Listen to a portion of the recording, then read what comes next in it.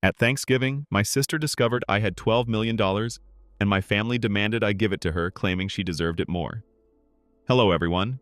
Before we begin today's video, I need your help. We've noticed that the channel is losing traction, and subscribing is one of the best ways you can help us. It's quick, free, and allows us to continue bringing you great content. Your support means everything. Let us keep this channel growing collectively. Absolutely. Thank you very much. Now, let's begin the video. Using a throwaway for obvious reasons, with certain specifics modified to preserve anonymity. So I'm Sarah, 38, female, and I need to get this off my chest. Do you know those family dynamics in which one child can do no wrong while the other appears to be invisible? Yes. Welcome to my life. Everything was very typical until I was 8. I was an only kid, and while my parents were not particularly warm and fuzzy, they were present, I suppose. Mom would help me with my homework, and Dad would occasionally take me fishing on Lake St. Clair. We weren't the Brady Bunch, but we were fine. Then came the night that would change everything. I recall my Aunt Kelly showing up at 2 a.m. and telling me to pack a suitcase because Mom was in the hospital. My sister Rachel was on her way, but something was wrong. She wasn't meant to arrive for another 2 months. The following few weeks were a flurry of hospital visits and hush chats. Rachel was really little. Cable. She looked like one of my baby dolls, but with all these tubes and cables? I wasn't allowed to touch her or get too close. That was the first time I felt it, an invisible wall forming between me and the rest of my family. When they eventually brought Rachel home, our house turned into a sterilized bubble. Mom had an obsession with germs. I'm talking industrial-strength disinfection throughout, hand sanitizer stations in each room, and constant cleaning. The harsh odor of bleach still causes me distress to this day. But here's the bit that really messed me up. Whenever I showed the slightest symptom of illness, I was whisked off to either Grandma Marie's or Aunt Kelly's house. I mean, every time. Sneeze once, pack your bags, a mild cough, you're off to see Grandma. At first, I thought it was enjoyable. Grandma Marie would make cookies, and Aunt Kelly had a fantastic collection of Nancy Drew books that I was working my way through. But children are not stupid. After a while, you begin to understand what is actually going on. You are not being sent away on adventures. You are being handled as a threat, as if your entire existence could damage your beloved sister. I tried everything to gain their attention in a healthier manner. Honestly, everything? Got all A's? Mom would scarcely look up from Rachel's most recent doctor's appointment calendar. Won first prize in the scientific fair with a project about renewable energy? Dad just asked if I could store the display board in the garage since Rachel is allergic to cardboard dust. Is this even a thing? The real kicker came when I was 12. For months, I'd been practicing for the school talent show, teaching myself to perform. Bridge over troubled water on the piano. I know it's a little too obvious. Rachel had a 99.1 degree Fahrenheit fever on the night of the show. Guess who did not have anyone in the audience? Meanwhile, 2 weeks later, the entire family, including both sets of grandparents, attended Rachel's 15-minute flute recital, during which she essentially killed hot cross buns. Experience. Rachel immediately learned how to use the system. By the age of 7, she had outgrown any real health difficulties, but that didn't stop her from performing. Headache? Must remain home from school. Feeling tired? Someone else, guess who, should perform her tasks. Worried about a test? Mom would literally call the school to have the deadline extended. I began spending more and more time in my room, immersed in books about art history and antiques. It's funny how life works out sometimes. Rooms. My room became my sanctuary, mostly because Rachel claimed she was allergic to my lavender air freshener, so it was the only place she wouldn't go. Do you know what is actually wrong? When she pretended to be sick, a part of me felt grateful. At the very least, I'd be taken to Grandma Marie's, where someone would ask about my day, or be interested in what I was about. Grandma was the one who sparked my interest in vintage jewelry. She had an incredible collection of costume pieces that she let me organize and catalog. I suppose I should have regarded it as prophetic. The worst thing wasn't even the clear favoritism. It was how they rewrote history to excuse their actions. Rachel just needs more attention because she had such a rough start. Sarah's always been so independent. Sarah understands that her sister has special needs. Number I did not comprehend. I was a child who didn't understand why having a good immune system made me less deserving of love. Looking back, I can see how these years shaped me. The persistent message that I was somehow unsafe or inconvenient to be around doesn't just go away. But hey, at least it taught me to be self-sufficient. When no one checks your homework or cares about your triumphs, you quickly learn to be your own cheerleader. High school, the majority of people either loved or loathed it. Me, I regarded it as a ticket out. While Rachel was establishing her drama empire in middle school, I was laying the groundwork for my own escape. And let me tell you, nothing inspires you to accomplish more than knowing that no one will do it for you. Remember how I said I spent hours sorting Grandma Marie's jewelry collection? That taught me a valuable lesson: the need for systematic organization and attention to detail. In high school, I approached everything with the same perspective. My desk at home resembled something out of an organization magazine: color-coded notes, meticulously organized study plans, and everything had its place. Rachel teased me about it, calling me Rain Man. Very great, sister. But here's the thing about being invisible: no one is monitoring your failures or successes. So do whatever the heck you want.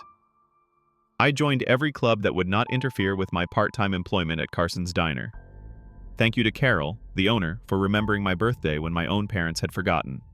Debate team? Check who is the National Honor Society president. Check who is the editor-in-chief of the school newspaper. Check.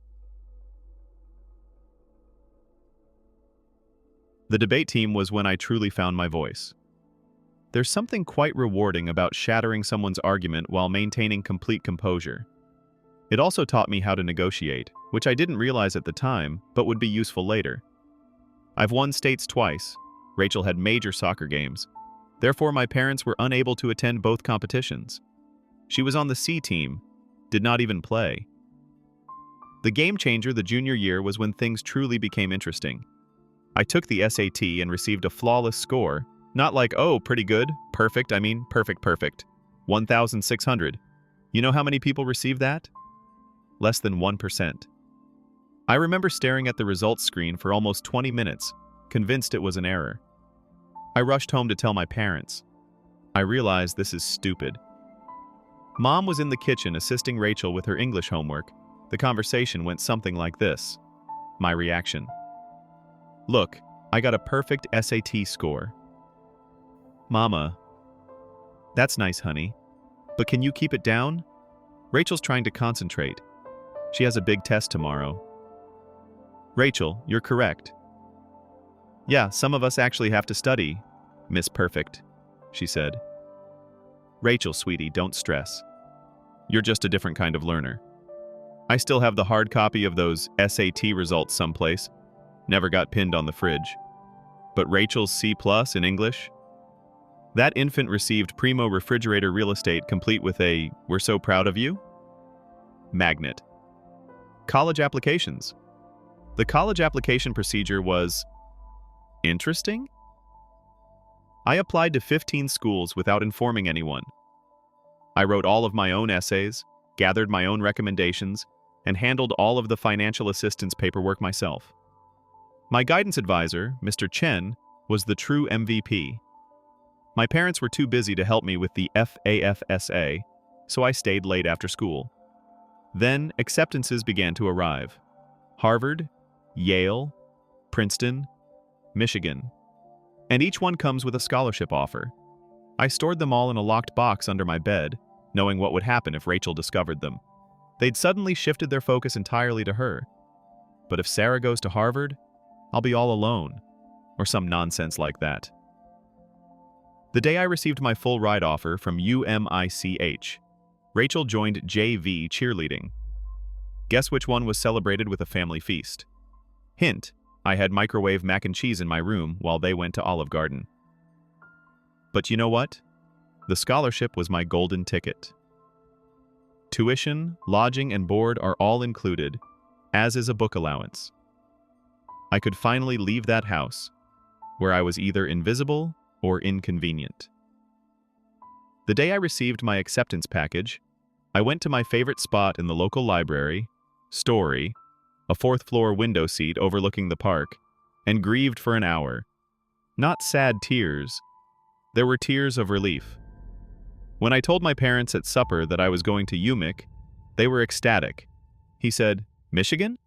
But that's so far. What if Rachel needs you?"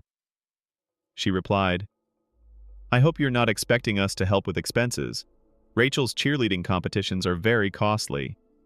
Rachel is crying. "Oh my God, finally! Can I have your room? I need space for my TikTok videos." The summer before college, I worked double shifts at Carson's Diner to save money. Carol, bless her heart, always gave me additional tips and made sure I got to take home leftover pie at the conclusion of my shifts. She also taught me a vital skill: how to recognize genuine people in a society full of fakes. "Baby," she'd tell me, in diners and in life, the ones making the most noise usually have the least to say. Move-in day at UMichigan? My folks couldn't attend because, surprise, Rachel had a cheerleading competition. Aunt Kelly drove me instead, helped me set up my dorm room, and gave me a $500 envelope. "Your Grandma Marie wanted you to have this," she told me. "She's so proud of you." Later, I learned that Grandma had been saving that money from her Social Security checks for months. That first night in my dorm room, I promised myself I was going to create such a wonderful life that being overlooked would be inconceivable. Not for vengeance. Independence. Nothing to prove to my family. But what about the 8-year-old girl who used to get sent to Grandma's house for sneezing? College and the beginning of something new.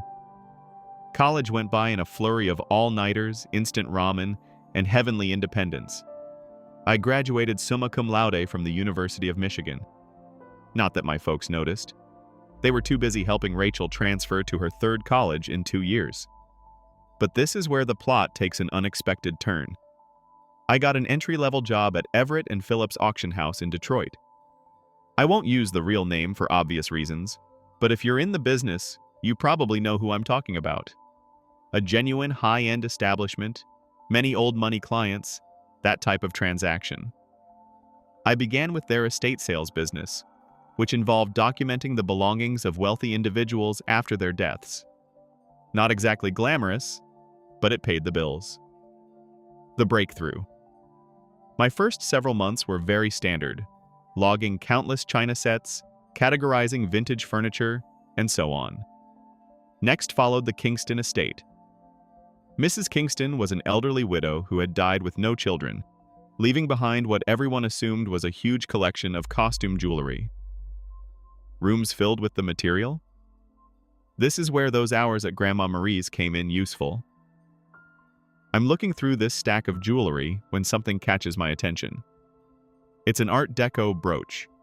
Nothing really showy, yet something about it felt different. The weight was unsuitable for costume jewelry. The clasping mechanism was far too complex for a copycat. I believe I spent my whole lunch break that day researching old jewelry markers and signatures. I ended up staying late at the office to use the company's membership to several antique jewelry databases. The more I looked, the more certain I got that this was not costume jewelry, it was the real stuff. Problem was, I was the new girl. Nobody would believe me if I claimed we had a potential treasure on our hands. So I did what the debate team taught me. I meticulously prepared my argument.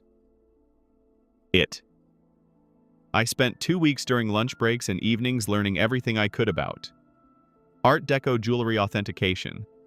I even used some of my pitiful excuse for savings to pay for an online gemology course. Finally mustered the guts to approach my boss, Mr. Harrison. I brought the entire presentation, which included comparative images, historical documentation, and the works. The conversation went something like this. My response? Sir, I think we might have something significant in the Kingston collection. Harrison, scarcely looking up from his phone, says, Sarah, we've already cataloged those as costume pieces. You are correct. I know, but look at these maker's marks. They match perfectly with Cartier's 1925 signatures. Harrison, finally paying attention. Where did you learn all of this? My reply was, I did some research. Long story short, the costume brooch sold for $47,000 at auction. It turns out that it was part of a limited collection created for some European set in the 1920s. But here's the real kicker. Harrison started to trust me after that. He began giving me other artifacts to authenticate. Suddenly, my pointless pastime of sorting antique jewels acquired real significance. I devoted myself to learning everything I could about vintage jewelry. I took every online course I could afford. I spent weekends at estate sales, researching items. House.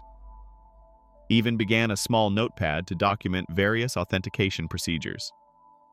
My apartment looked like a jewelry scholar's fever dream, with walls covered with printouts of vintage hallmarks and certification guidelines. The auction house started getting results. I was discovering important items that others had overlooked, developing contacts with collectors, and knowing the market. My commission checks became larger. For the first time in my life, I was not simply surviving, I was also saving money. Family? Still remarkably uninterested. At Sunday dinners, which I still went to, like a fool, the discourse went like this. Mom? Sarah's still at that antique shop, right? This is me. Auction house. And yes, actually, I just authenticated a rare Tiffany piece. Rachel interrupts. Oh my God, speaking of jewelry, you guys have to see this charm bracelet I bought at the mall. But I didn't care anymore. For once in my life, I had discovered something wholly mine. Something I was actually excellent at. Something unrelated to being Rachel's sister or family disappointment. The Rothschild collection. Then came the Rothschild collection. This was about 2 years into my employment at the auction business. A massive estate, old money family. There's a lot of buzz in the industry. I was part of the team that cataloged their jewelry collection. And that's when I noticed it. A fairly commonplace Art Nouveau piece that everyone else had missed. I spent 3 days investigating it. I barely slept. It turned out to be a piece from a famous French jeweler's private collection, which was supposed to have been lost during World War II. When it sold at auction for $238,000, Harrison summoned me to his office. I believed I was being promoted. Instead, he said something that completely changed the situation. Sarah, you're wasting your talent here. You should be running your own authentication business. Initially, I shrugged it off. Me? Start a business? With what money? However, the notion took root. I began doing modest freelance authentication projects on the side. Word spread that I had a terrific site. Private collectors began contacting us directly. One night, I was sitting in my modest apartment, surrounded by jewelry manuals and authentication tools that I had gradually accumulated, when I had an epiphany. This is something I could actually do. I could create anything on my own. So I did what any reasonable person would do. I took out a large debt against my car. I emptied my savings account. I rented a small office space in a less desirable area of town. People believed I was insane. Perhaps I was. I transformed a storage room above a Chinese restaurant that was about the size of a college dorm room. The rent was low because it always smelled like Kung Pao chicken, and the Wi-Fi only functioned if you sat in the corner by the window. But it was mine. The struggle. The first few months were interesting.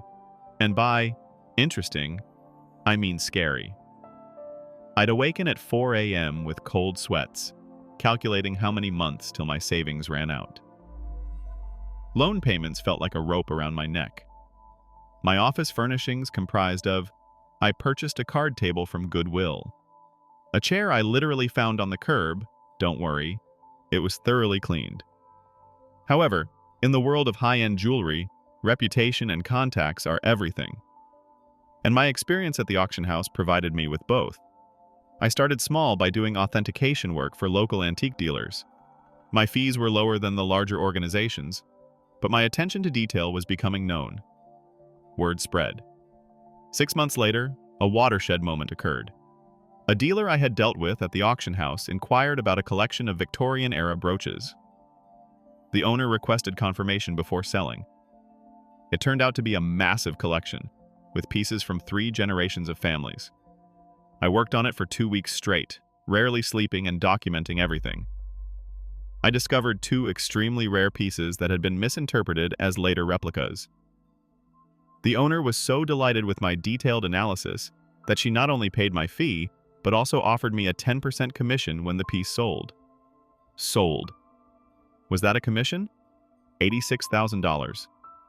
More money than I had earned in the preceding 2 years combined. Suddenly, my phone rang. A lot. Private collectors have heard about my knack for finding missed pieces. Estate lawyers seeking advice on inherited jewelry.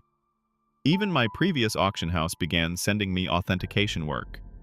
I'm quite sure Harrison was secretly helping spread the news. Thanks, boss. Scaling up.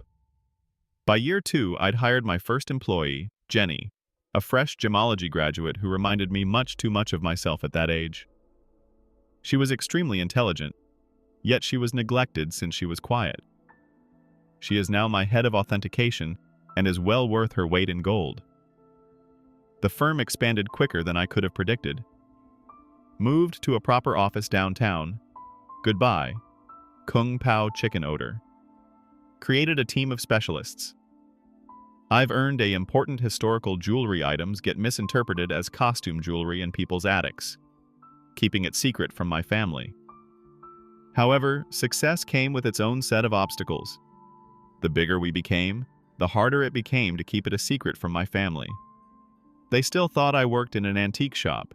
Rachel would make these sarcastic remarks during family dinners. Rachel asks, "Sarah, I have some old jewelry I was going to donate to Goodwill. Maybe your little shop would want it?" Me, having just authenticated a $1.2 million Faberge item that morning. "Sure, I'll look into it." Mom continues to introduce me to everyone as my other daughter.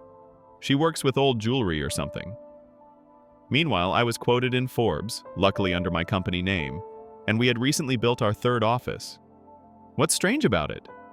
Keeping the secret became almost enjoyable, like this private joke with myself. I'd sit at Sunday dinner in my Target discount outfit, really Chanel, listening to Rachel speak about her entry-level marketing job, knowing I'd just closed a deal for more than her annual income. I even started playing tiny games with myself, such as wearing authentic Harry Winston pieces to family gatherings and seeing whether anyone noticed. They never did. Rachel once spent 20 minutes showing off her expensive $200 Michael Kors watch. I was wearing a vintage Patek Philippe that cost more than her automobile. Feel. Managing growth. However, the real challenge was managing growth. By year 5, we'd established offices in Detroit, Chicago, and New York. I spent more time on airplanes than in my own bed. We built a reputation for discretion. It turns out that many wealthy people want their jewels verified without the rest of the world knowing. The money was enormous. For example, we needed to hire a large team of financial advisors. Nonetheless, I maintained a relatively modest lifestyle. Meanwhile, I purchased a nice, but not flashy house in a desirable neighborhood. I drove a high-end, but not obvious car. The only place I truly splurged? My home office. Advanced authentication equipment. The most effective security system money can buy. A custom-built vault to make Fort Knox envy. What's with the irony? They believed I was being frugal by aiding them. Mom would remark things like, "It's so sweet of Sarah to help out. She must be eating nothing but ramen to manage it." Meanwhile, I had just validated a collection, which earned me a commission greater than their mortgage. You know what's strange about success? The more you have, the more difficult it is to explain to others who have always perceived you as inferior. It's like explaining color to someone who has only seen black and white. They lack the necessary context. By this stage, my company was doing really well. We had the Midwest's high-end jewelry authentication industry cornered, and our reputation was solid gold, pun intended. But every Sunday, I'd travel to my parents' house for dinner, playing Sarah, the modest antique shop worker. The cognitive dissonance was becoming ludicrous. I'd spend my mornings on conference calls with Dubai collectors, my afternoons authenticating million-dollar pieces, and my evenings at my parents' house in carefully chosen normal clothes, eating Mom's overcooked pot roast while Rachel dominated the conversation with stories about her latest marketing triumph. Usually something like bringing her boss's coffee without spilling it. A defining moment. One Sunday is very memorable in my mind. I had just completed a huge transaction, authenticating a missing Cartier piece that had been resting in someone's safe deposit box for 40 years. Was it just the commission? 7 figures. I drove directly from the meeting to my parents' place, still euphoric from the successful authentication. She said, "Sarah, honey, is everything okay? Your clothes are looking a bit worn." "Oh, trying to save money," I said, wearing a $3,000 cashmere sweater that I had purposefully chosen for its subtle appearance. Rachel responded, "Well, if you'd gotten a real job instead of playing with old jewelry." "Your dad." "Rachel, be nice. Not everyone can be as successful as you." I almost choked on my pot roast, trying not to laugh. The anonymous transfers monthly payments to my parents began about this time. Aunt Kelly informed me that they were struggling to pay Rachel's educational loans and medical bills. Mom casually stated that they might have to sell the house. I couldn't let that happen. Despite everything, it was still the home I grew up in. So I initiated an anonymous monthly transfer of $5,000 to their account.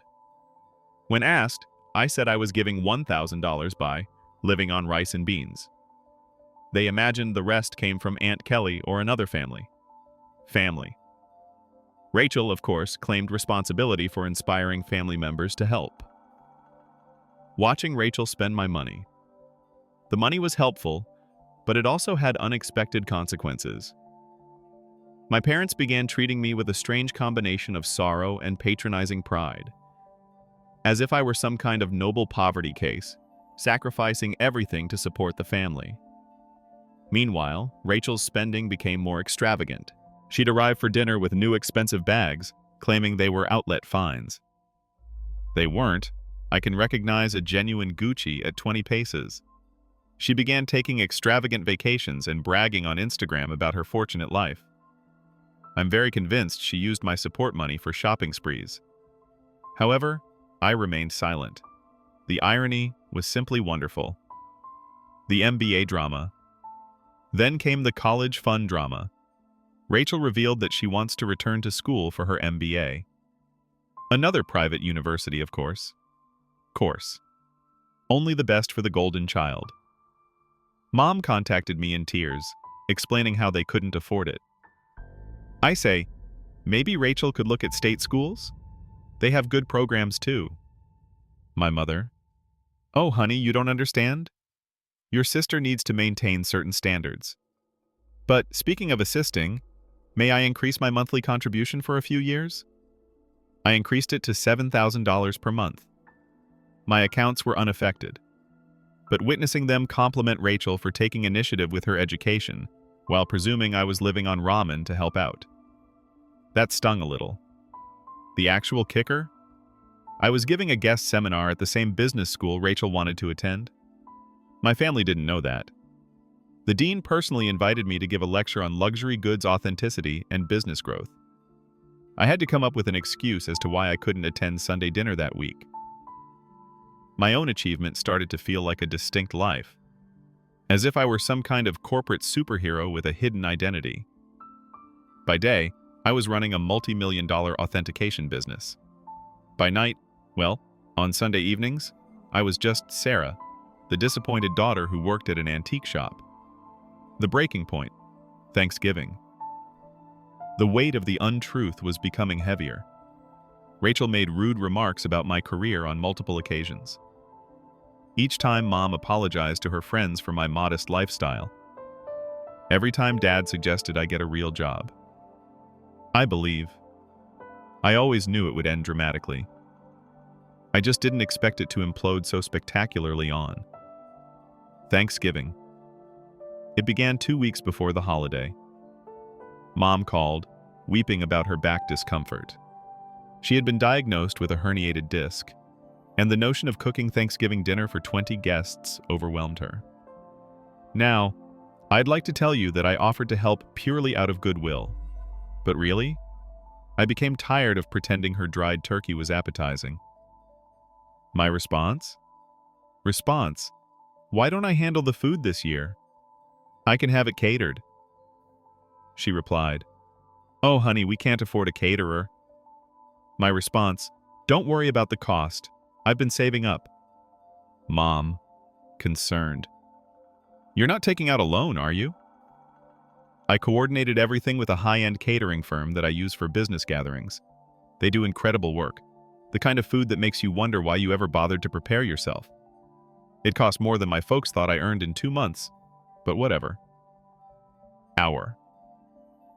Thanksgiving morning dawned, and I was feeling quite good. I had my laptop with me because I needed to monitor a major online auction in Hong Kong. This magnificent Art Nouveau necklace was for sale, and I had a customer who was interested in authentication if they won the bid. The lunch arrived on schedule, and everything was properly prepared. Rachel, of course, had to respond. Rachel inquired, store-bought stuffing? Really, Sarah, Mom's is so much better. This is from the girl who once set off the smoke alarm while making toast. Mom was apologizing to everyone for not cooking herself, but you could tell they were enjoying the meal. Rachel shut up after tasting the maple-glazed Brussels sprouts, which, by the way, cost more per plate than her weekly grocery budget. I stepped away from supper and dessert to check my laptop. The auction was getting intriguing, and I needed to be prepared in case my client won.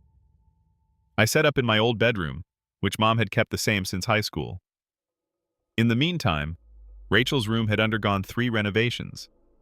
That's when everything went wrong. I had left my authentication program running, with many tabs open that displayed various accounts and current agreements. Rachel came in without knocking. Some things never change, to borrow my phone charger. She saw my laptop screen and realized this was her chance to finally expose how pathetic her older sister was. Rachel, smirking, let's show everyone what Sarah's really been up to. Before I could stop her, she took my laptop and walked into the dining room. The big reveal picture this, 20 people, including aunts, uncles, cousins, and my parents, filled with gourmet turkey and half drunk on pricey wine, which they mistook for Trader Joe's. Rachel's reaction. Time to see what kind of important work Sarah's doing on Thanksgiving. She flipped the laptop around triumphantly, apparently intending to disgrace me with whatever minor antique transactions she assumed I was working on. The room went completely silent.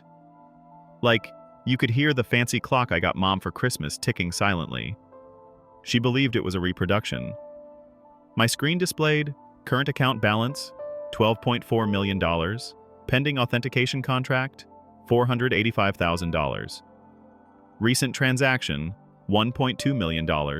Hong Kong auction, company's quarterly profit report, $4.2 million. Rachel's face shifted through 5 different emotions in 3 seconds. Moments. The final one landed somewhere between astonishment and nausea. She actually swayed slightly on her feet. Rachel whispers, "This cannot be right," she said. "Rachel, honey, what is it?" Rachel, voice cracking, She's rich. Sarah's rich." Chaos ensues. If it was possible, the hush deepened even farther. Then Mom began giggling, like really laughing. She said, "And? Don't be silly. Sarah works at that little antique shop." I rose up carefully, straightening out my basic cashmere sweater, which cost more than their monthly mortgage. "Me? Yes. Actually, Mom, I own one of the largest jewelry authentication companies in the country. For years. Those antique shop comments? I authenticate pieces worth millions. That little business you never asked about? It has offices in 3 cities. Dad choked on the liquor. Her. Aunt Kelly dropped her fork. Uncle Mike began coughing terribly. Then Mom's laughing transformed into something else. Her face turned red, then purple. She stood up so quickly that her chair tumbled over. Mom screams, "You have millions, and you let us struggle?" My response, "Struggle? I send you $7,000 every month." She replied, "While sitting on millions? Your sister has student loans." So there it was. Instead, congratulations. Not. Wow, we're so proud. Just outraged that I hadn't given them more money. Rachel began to cry. Surprising, I know, sobbing about how she deserved to know and how I had betrayed the family. Dad joined in. My dad. How could you be so selfish? We're your parents. We raised you. That was when I lost it. Years of being disregarded. Years of dismissal. Years of being considered as a family disappointment. Everything poured forth. My response? Raised me? You shipped me off to grandma's every time I sneezed. You missed every achievement, every award, every milestone, because Rachel might feel left out. You never saved a penny for my college but took out loans for her private school. And now, you're mad that I built something for myself. The following 5 minutes were chaotic. Mom screamed about family obligations. Dad is yelling about ungrateful children. Rachel alternated between sobbing and demanding to know just how much money I had. Meanwhile, the fancy catering team attempted to serve dessert while seeming exceedingly uncomfortable. I grabbed my laptop, took my Hermes bag, which Mom had previously commended as a nice replica, and walked out. Behind me, I could hear Mom discussing how to spend my money, something about Rachel's MBA and a new car. As I went home in my sensible automobile, Deal, a limited edition BMW, my phone started filling up with texts. The family group chat burst. Rachel began posting on Facebook about hidden family wealth and selfish siblings. The aftermath. The days after Thanksgiving were like watching a cyclone hit in slow motion. Except that the hurricane represented my family, and the debris symbolized my sanity. Let's start with SMS messaging. Within 1 hour of leaving supper, my phone had 47 missed calls.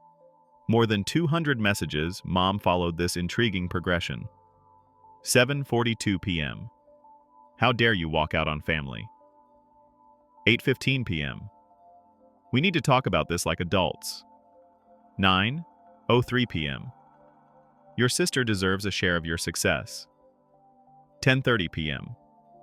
I've already called a realtor about houses in better neighborhoods. 11:45 p.m. Why aren't you answering? This is your mother. Her. Meanwhile, Rachel had become a full-fledged social media fighter. Rachel, on the other hand, had fully embraced social networking. She wrote an enormous rant on Facebook about how her millionaire sister had been hoarding wealth while watching her beloved family struggle. The comment section was insane.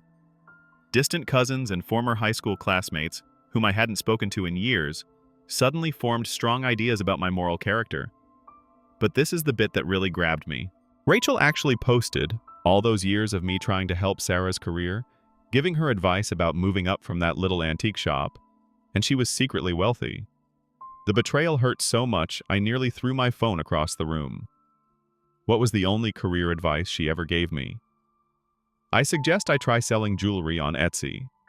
If you're unfamiliar with the term, flying monkeys occur when toxic family members send others to guilt trip you. Aunt Susan, whom I saw maybe once every 3 years, called to inform me that family is everything. Uncle Bob, who I'm pretty sure still believes I'm 12, emailed me a lengthy lecture on the importance of sharing wealth. Even my third cousin's wife's sister, how did she acquire my number, felt compelled to express her thoughts on family obligation. But the real fun began when they arrived at my workplace. I arrived in on Monday morning to find Mom, Dad, and Rachel sitting in our reception area. They informed Jenny, my receptionist, that they had an appointment for authenticating services. Rachel clutched her Michael Kors bag, as if it was genuinely worth something. The conversation went about as well as one would expect. "Your mother. We've discussed it as a family," I said. "A family discussion, without the family member you're discussing." Mom, ignoring me. "And we think it's only fair that you set up trust funds for everyone," Rachel responds. "I need at least $2 million to start my new life properly." Dad said, "And your mother and I would like to retire. We're thinking a beach house in Florida. This is me." "Did you miss the part where I've been sending you $7,000 monthly?" Rachel responds.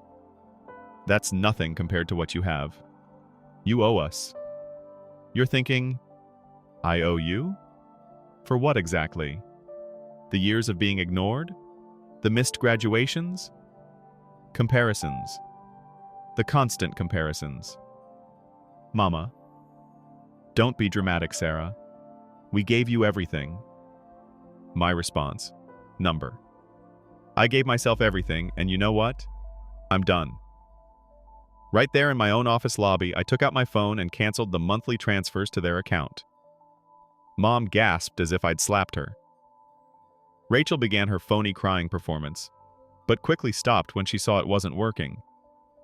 Then, things became ugly. They refused to leave. I had to contact security. Seeing my 60-year-old mother being dragged out while yelling about ungrateful children was bizarre. Jenny asked whether I wanted to press charges. I said no. However, I did have their names placed on the building's do not admit list. The harassment lasted for weeks. New telephone numbers, fake email addresses, even tried to contact me through my company's customer service. I finally had to issue a formal legal notice threatening harassment charges. Mom then played her final card. She called Grandma Marie. But here's the thing about Grandma Marie. She is wiser than all of them together.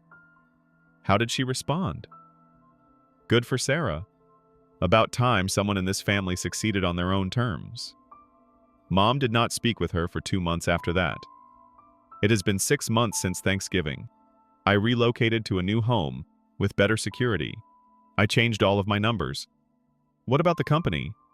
We are doing better than ever. Her. It turns out that my family problems attracted several high-profile clients who respected my caution in the circumstance. Rachel continues to write passive-aggressive updates about toxic wealth and family betrayal. According to what I've heard, she is beginning her own jewelry authentication firm. Good luck on that. Mom and Dad finally stopped trying to contact me when my lawyer wrote them an official letter outlining how the harassment charges would affect their lives. They're now informing everyone that they never wanted my money anyway, and that they're praying for my salvation. What's the best part? For the first time in my life, I feel liberated. No more Sunday dinners full of sly insults. No more downplaying my accomplishments to spare their feelings. No longer financing for the Rachel show. My therapist believes I am finally establishing healthy limits. I say, I am finally living authentically. So that is my story. Reddit? Thanks for allowing me to share it. Special thanks to the catering firm, who sent me a Christmas letter stating that the Thanksgiving meal was the highlight of their year. Edit, responses to common questions. Yes, I am still in treatment. No, I do not regret cutting them off. Yes, Grandma Marie is doing well. She's coming to visit next month to help me catalog a new collection. One last thing. To Rachel. I know you're probably reading this. What about the Cartier bracelet you're wearing in your most recent Instagram post? Definitely a fake. Just saying. Bell to stay updated with more shocking real-life stories happening around you.